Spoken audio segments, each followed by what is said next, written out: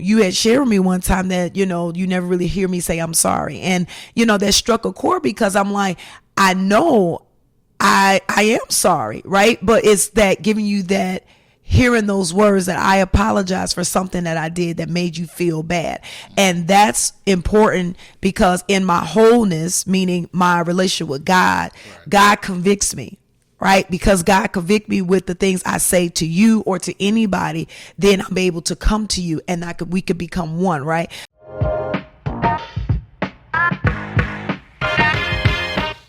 Well, hello there again. This is another episode of the Use Your Faith Today podcast. I'm Chidi. This is my lovely wife, April Osuji, and we are here with another episode of the podcast. This episode is brought to you by AprilOsuji.com. That's real transformation for women. Check it out, AprilOsuji.com. Go on there and see what it's all about. The Butterfly Project. That's the keyword, the Butterfly Project. See what it's all about at AprilOsuji.com.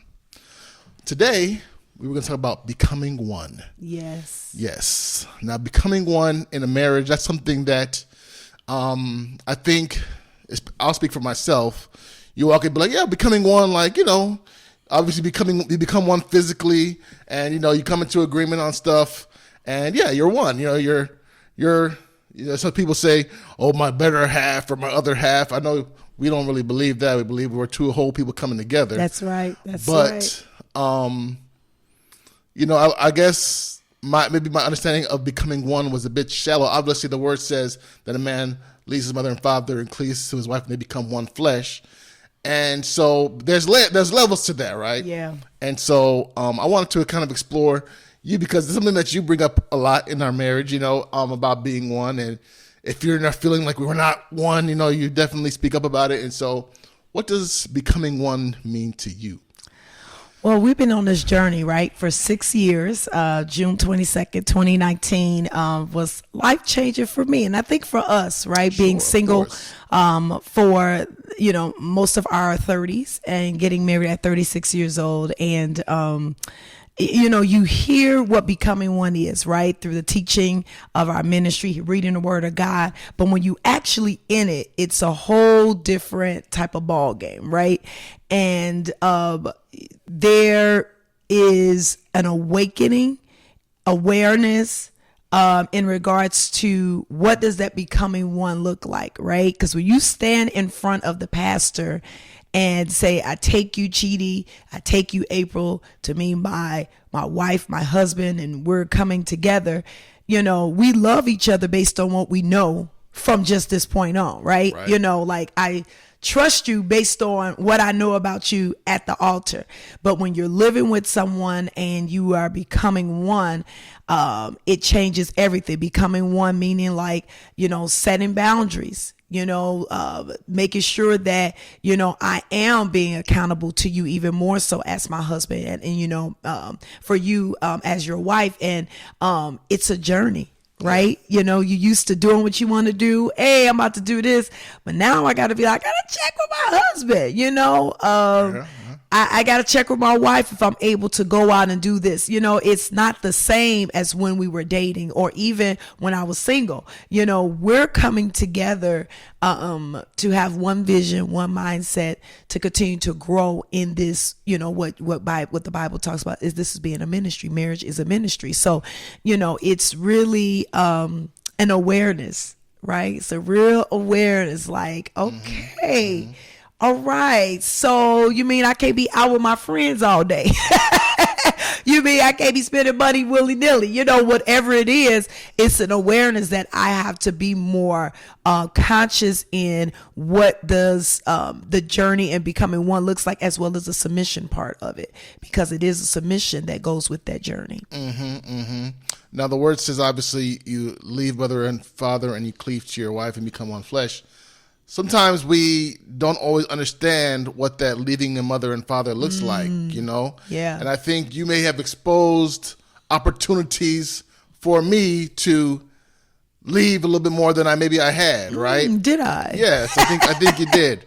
And so, when you're in, it doesn't even matter the culture. So across cultures, people have, tight families or care what the family thinks about X, Y, or Z. But then when you let that kind of infiltrate your marriage, I know that's when definitely you can disrupt that oneness, that becoming oneness. And I think that's something that we had to work through a little bit, right? Like, obviously you love mom, dad, you love your siblings, you love cousins and everyone like that. But at the end of the day, it's you two in this circle, in this inner circle, right? Yeah, and it can't be penetrated. It ought not be penetrated. No one's opinions, thoughts, feelings should come into play when you're becoming one on that respect, on that level. Yeah, and it's also, because the world will tell you now, I know this is going to be unpopular opinion, well, you could get another wife, you could get another husband, you'll never have another brother, you never have another mother or father. And, perhaps in theory, you could marry someone else, right? I could marry someone else because I do have this father and this mother.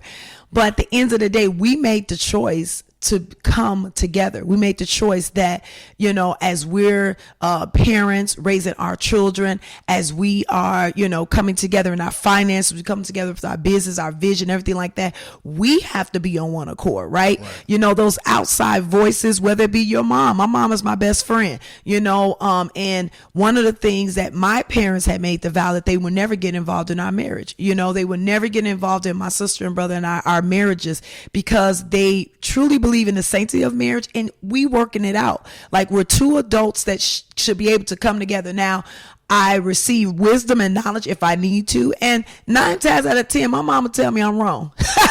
To be quite frank with you, right? She's like, April, you need to check yourself, right? My mom is never the person to side, and not to be like, oh, Chidi, you don't do anything wrong. It's just because, there's some things I have to check myself, right? And say, okay, yeah, I know you feel this way, but April, this is your husband. This is what you need to be doing, what you need to be growing in, right? So I think that, people will say that all day long. Well, you gonna always have you get another wife, you get divorced, but you ain't gonna have another mother who birthed you, another father, and that's because people really don't have an openness, or I don't even want to say openness, because that's not the word.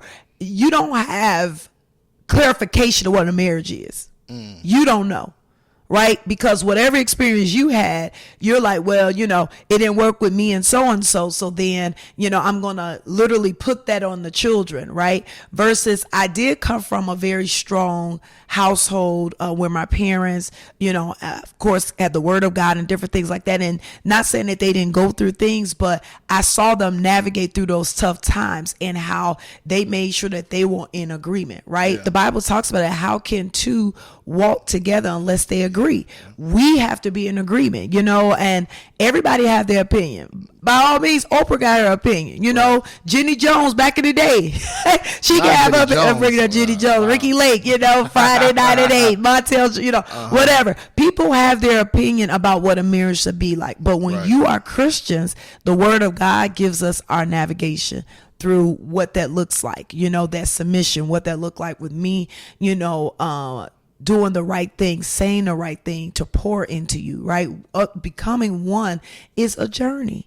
Yeah. It actually is a journey. It's not when you sit at that altar and be like, I do, and we're so excited, people taking pictures and stuff. The real journey is when you get home. Yeah. The real journey is when you get to your first argument. That's real. That's real. And you said a very key thing. Obviously, the man leaves and cleaves his mother and father, but also the mother and father has to release that son or that daughter as well. So I give hats off to our pastors, your parents, who definitely do give their distance, when it comes to anything dealing with, our marriage, right? Like, obviously, if we seek counsel, they'll give it to us, but they don't meddle, they don't get in the middle. But not saying that my parents do anything like that, but, there's definitely a boundary that's there, right? And even if we had an argument, you want to run to your daddy's house, he'll be like, go back to your husband. I don't even try to go. Be like, I don't even try to go, because he already know. He's like, nope. I mean,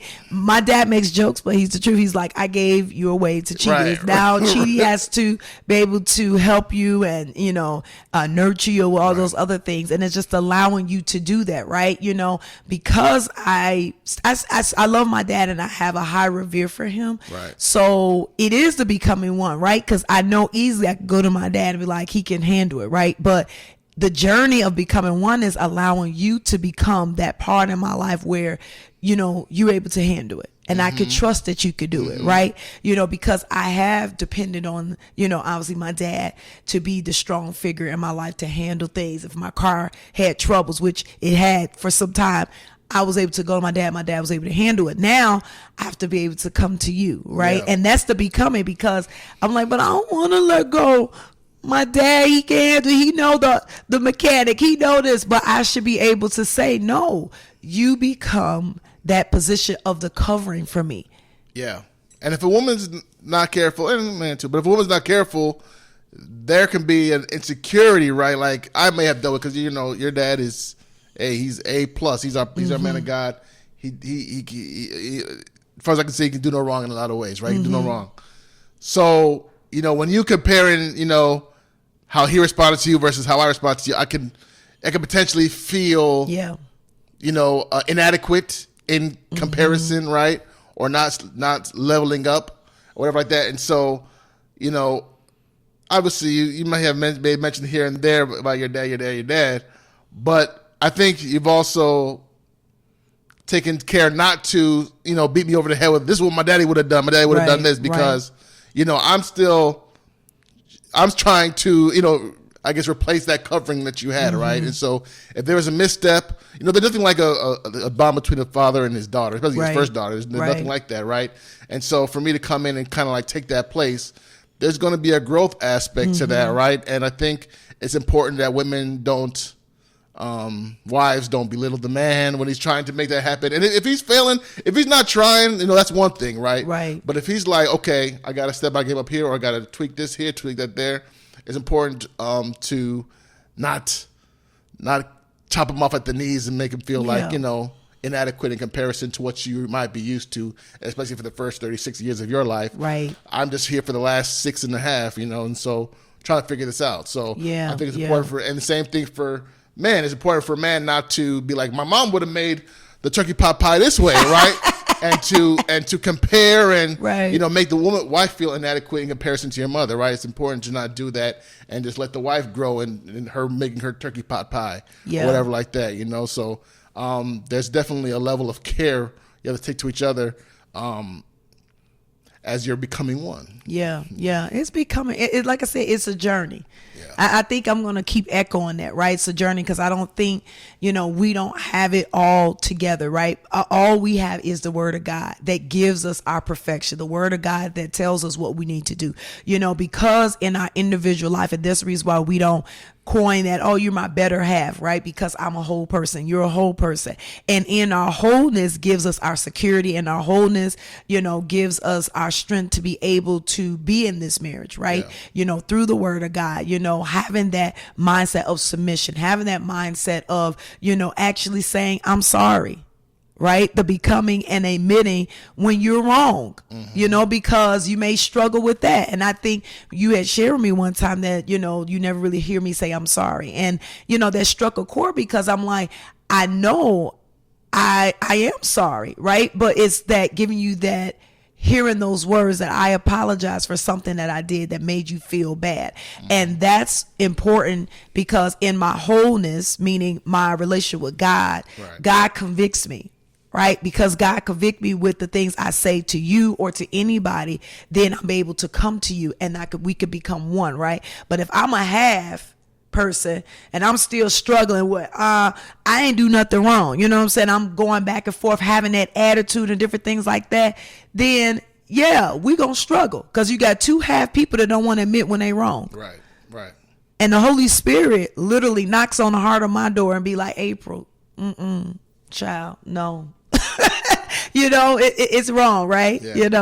Sorry to put you on the spot, but you've obviously been in ministry for many years, in leadership in ministry, and you've seen a lot of people come and go in a lot of situations and crazy things going on.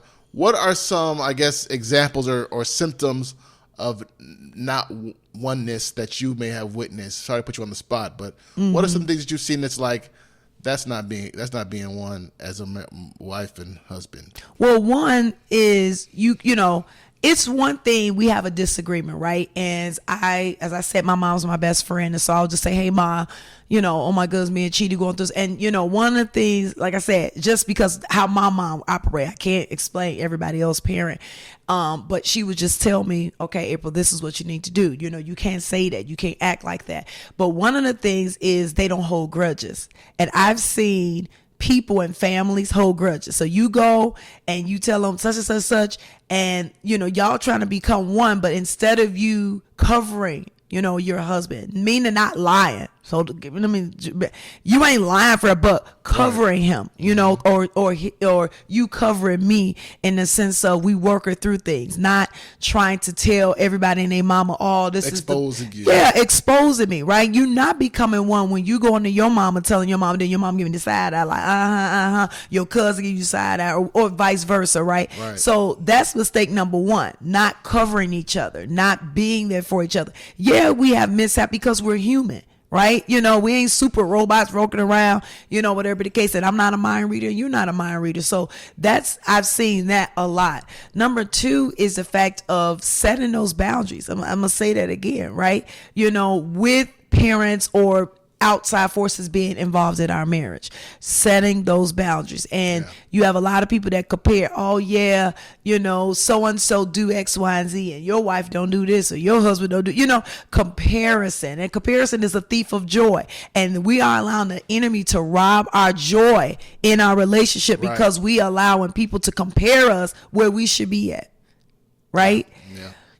And I think the last one that I've seen happen in marriages where the becoming one is when there's jealousy. Speak about that. Like, I get a promotion and you like, "Oh, you think you better than me?" Oh. Like you get a promotion. Wow. You get a promotion or something great happened to you. We're one. When something great happened to you, it happened to me too. We're together, right? And I've seen that where, maybe because that man's very insecure and he's like, "Oh, what, you think you better than me because you making more money?" No, we together. Right. I love you. I'm here for us to grow. I have a vision with who we are. I'm carrying your name. Yeah. What in the world? And I've seen couples get the spirit of jealousy. It's real. Where you're jealous, even if whether you're in ministry or not, people get jealous and get all feisty, and it's a competition in a marriage. There should be no competition in a marriage. We're purpose partners. We're vision partners. So we should be on the same pace and rooting each other on. I should be your biggest cheerleader. You should be my biggest cheerleader. Obviously I'm my biggest cheerleader because I love me, right, as a whole woman. But even more so, having somebody who's there to, uplift me, encourage me, empower me, tell me when I'm right, tell me when I'm wrong. But I've seen a lot of jealousy in marriages. I'm just like, what? What in the world? He said what? She said what? Yeah. When you should be glad that we're one, we're together. Yeah. So. Well, let me ask you a tricky question. So I'm the interview. You interviewing me today? Well, what's up? Well, because you have a lot of good stuff to share. I like this. Look. I have no qualms about the fact that you're the star of this podcast. Oh my I know goodness! We're together, but we're together. Cheating. And I want. Oh my course, goodness! But you're the star. You're the star. So I want to ask you: can a man and wife, husband and wife, be one if they're not one with their finances? I think it's very tricky with us. I'll speak for us. I can't speak for everybody else. I'll speak for us. Okay. Right? I am in a place, and this is my, how you go to your job and they don't do constructive criticism or something. They say areas of improvement. I'm a boss. So when I have to do my performance appraisals with my team, I have to go with areas of improvement. And for me, that is an area of improvement for me in my finances. I hadn't been a very good steward. I'm going to put my hand out. I wasn't a very good steward over some time, and I was able to get out of some very tough times financially for myself before we even got married. And in that, I'm still navigating through being disciplined with my money.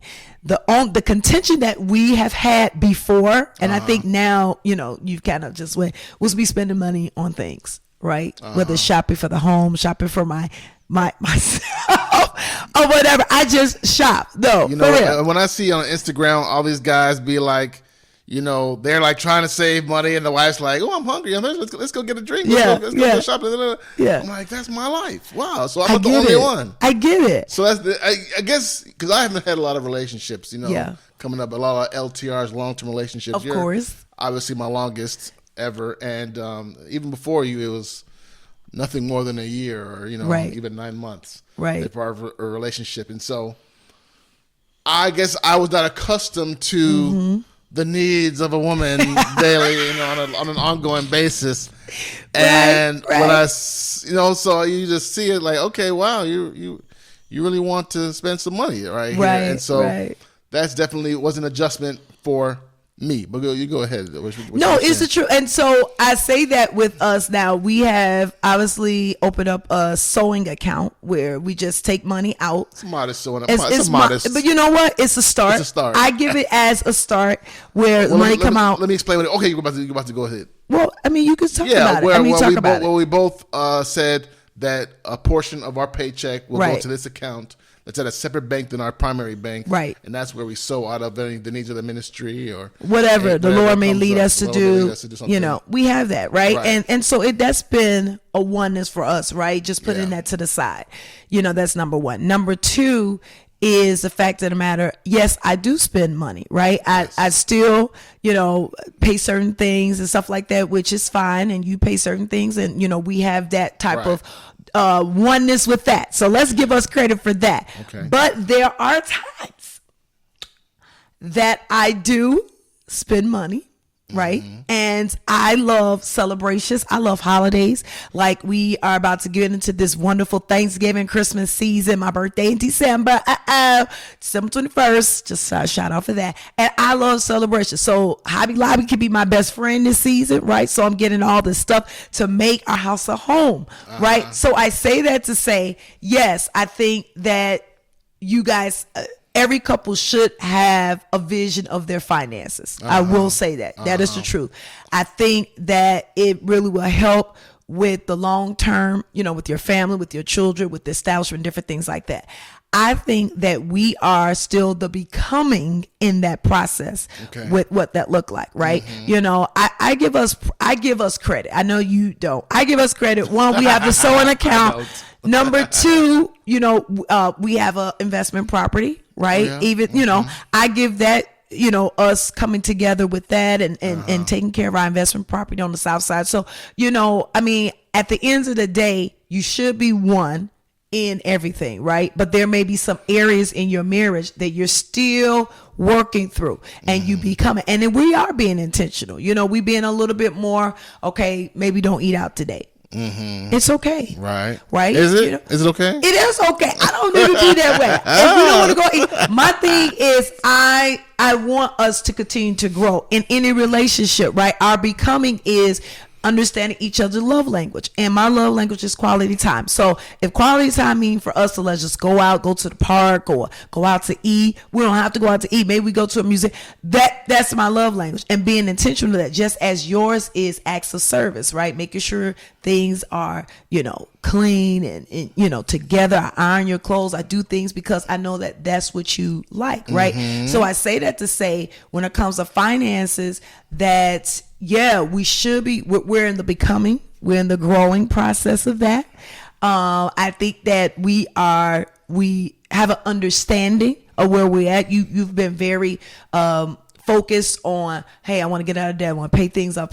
And I have allowed you for the things that you're focusing on with that to, get that together. And I have not come to you and say, hey man, give me $1 million. Right. I ain't coming at you. No, like that. yeah. You've been, because I know sometimes when I listen to a Dave Ramsey video, she just freezes up and rolls her eyes and everything like that. Rolls your eyes. First off, I don't even pout. What you get a little jingle from Dave Ramsey? Because I don't know if he's trying to do a subliminal message like, oh, I want you to hear this, what Dave Ramsey said. And there's nothing wrong.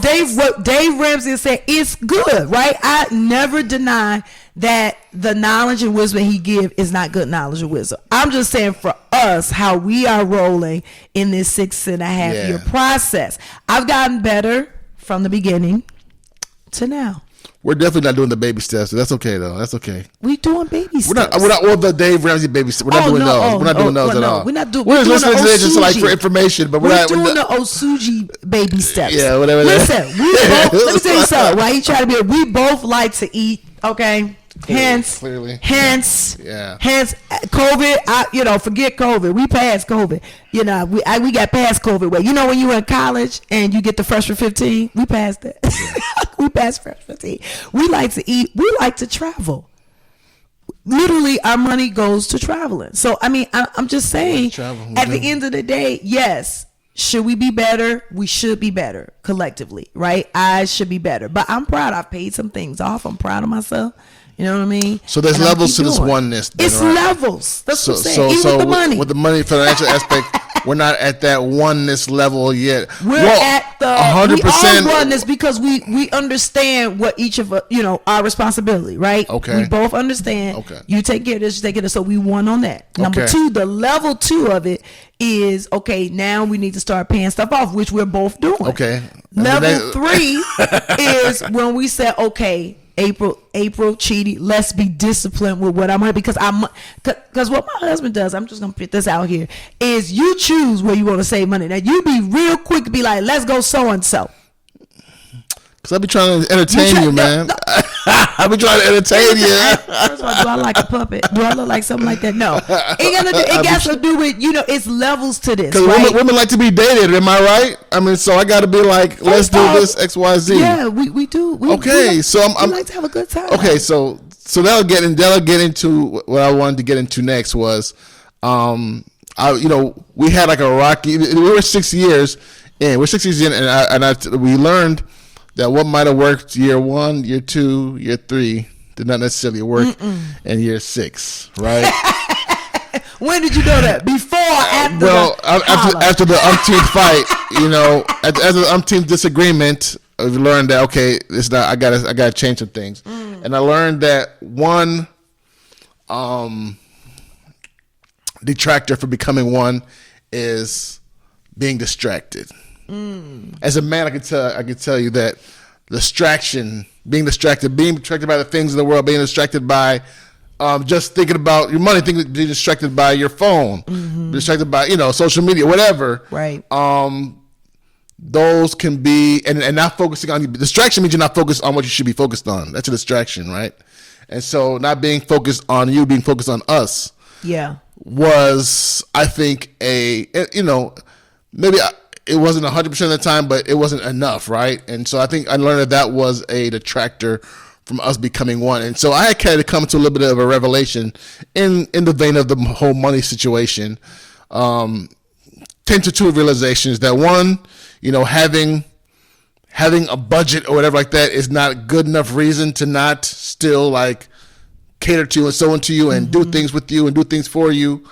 Just because, we're trying to get out of debt and we have these bills and we have a mortgage and, you know what we have going on. And so you should be okay with whatever I give you at the end of the day.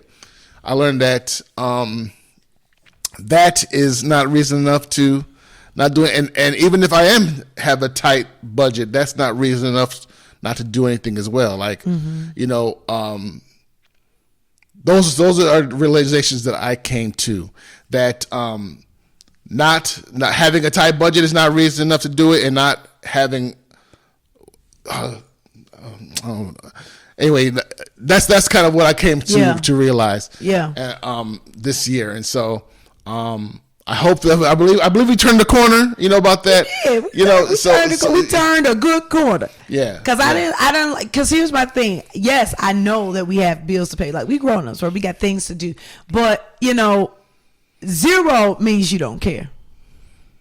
0 means you don't care. And when I mean 0, meaning like, if just coming in and say, hey, honey, how's it going? I'm going to cook tonight and bring you some flowers. I'm going to open the door for you. Little things like that just make me feel like, wow, we in this together, right? And like, you continue to date and court me and love me and do those different things. And I know people could get caught up, I don't need all that material thing. Maybe that's your thing, right? But for me, it was just the fact of, if you don't want to do something, right? It's not like you can't, you just don't want to do it. And it's like, why don't you want to love on me and do those things that I'm asking of you, right? Like simple things for me was flowers every month. I just wanted flowers every month. That's it. Just flowers every month. I feel like flowers only cost like $10. Flowers every month. Once a month. I didn't say every week. I didn't say every day. I said flowers. Because thank you for giving me flowers, because it means something for me that we're growing every day. That's the reason why I really want is we're growing every day. I appreciate you giving me these flowers. I know flowers, roses can die within a week or two, whatever the case, but it didn't make a difference. It was just like, I appreciate that you did that. And that was for me. And when I wasn't seeing that, I'm like, what the world? It's $10 at Jewel, $9.99, 3 for $15. And I wanted flowers. So thank you for turning that. So I studied a little bit before because I knew that I was kind of missing an aspect of what I said. So it was two things. One, that not obviously, but I pay the majority of the bills for the house of our household. You have a couple of bills. Pretty much, I pay our bills, you pay your bills, type of thing, right? So I pay the majority of it, and that's like, you might be like, as a man, you're like, okay, I'm doing my job, I'm doing my thing as a husband, right? But I learned that that's not enough, right? So just paying the majority of the bills and whatever like that, that's not going to fill your bucket emotionally. That's not going to fill your bucket in any kind of way. And secondly, the second thing was, yes, just because you might have a budget that you're working within is not reason enough for you to not be creative, to not do something extra, not go the extra mile, not try to do something that will feed your love language or whatever. So those are those two things that I came to the realization of and had to kind of like get right about. Like I said, what might have worked in year 1, year 2, year 3. Plus we was in COVID. Let's to be frank, we got married in 2019. COVID happened in 2020. Yeah, and we really had to be creative. Yeah, and so we were very creative. Your birthday's in July, and I just made sure every day it was a celebration. Walmart was my best friend, and I want you guys like, let's use our imagination, because I'm a teacher. You know what I'm saying? So I was like, let's use our imagination. We're in China, and I would get some little funny things, or we're in Hawaii, and I got the lays and stuff, and I would just do things to be creative. But that was us becoming one. Us literally the situation that really shut down the whole world, right? Put us in a place. I was laid off, never been laid off. Asking you for money was a whole different situation. It was just a lot of things that just was transpiring in our beginning of our marriage. And that was cute then, but now we in year 6. We need to, take it to the next level. But it's all good. It's all good. It's all good. Well, we're coming to the end of our episode today, but before we end it, I want to make sure we do April's pet peeve today. Oh, no, it's an April's pet peeve. It's like a thing. Exactly. April's pet peeve. Do you have a pet peeve you'd like to share today? Look, you have so many. He wanted to add this part to the podcast, but I'm like, oh my goodness, but I have to. It only comes when I see something. When it comes up, right? When it comes up. All right, I'll give you one. Okay, give me one. April's pet peeve 452. 452. You see paper plates. We already talked about this. Did we talk about this before? We didn't. No, well, this we talked about the episode that we're redoing it again. Remember, we had to redo the episode, so we're doing the paper plates. The paper plates. Yes. Paper plate. Okay, so I love to watch recipe cooking videos. I really do, because I really love how the food is laid. Like I said, we foodies, right? I just love how the food is presented. It looks beautiful, and I think I'm working on and that's working on my cooking skills. There's a few things I have under my belt. Raise the roof, but some things I need to grow in. I'm just gonna be honest with you, and I just have not yet got it together, and so I'm still working on it. But needless to say, I watch a lot of food videos, and I will see it, and then they plate it, and it's on a paper plate. I'm like, just for the video, could we just put it on a nice plate just for presentation? You know what I'm saying? Because it looks so good, but it's on one of those little paper plates, on Dixie paper plates. And I get it, you don't want to wash dishes, so no shade to you. I get it, you don't want to wash dishes. But just when it's presented, or people showing their Thanksgiving plates on social and media. it's on a paper plate. Like one day, maybe twice out of you having a big meal, soul food. Shout out to all my people who cook good soul food. Can we put it on a regular plate? And I know somebody's gonna write me and be like, "Oh my goodness, nobody want to wash dishes." April, I get, but come on, man. Just for this first time, it's Thanksgiving. Get you a real plate. Come on, I get you some plates. I want a real plate. There you go. This lady has plates, chargers, and all the other stuff. Day. All presentation. Now, I'm a good hostess. The cooking thing I'm working on, right? Is that right? I'm doing good. Yes, you're doing but good. I'm a good hostess. I like to host people at my home. Come in, take your shoes off. I even have socks for you, clean socks, new socks, Okay. for you to walk on our wonderful floors and everything like that, right? So I can host that. You know, I'm a good hostess. Okay. The food thing is just, we're working on it. All right. So that's the episode on Becoming One. As always, go to useyourfaithtoday.com and use the code UYFTPOD to get 15% off your first order. And also, a reminder that this episode is brought to you by AprilOsuji.com. That's real transformation for women. Real transformation for women. See you next time. Check me out. Peace. Peace.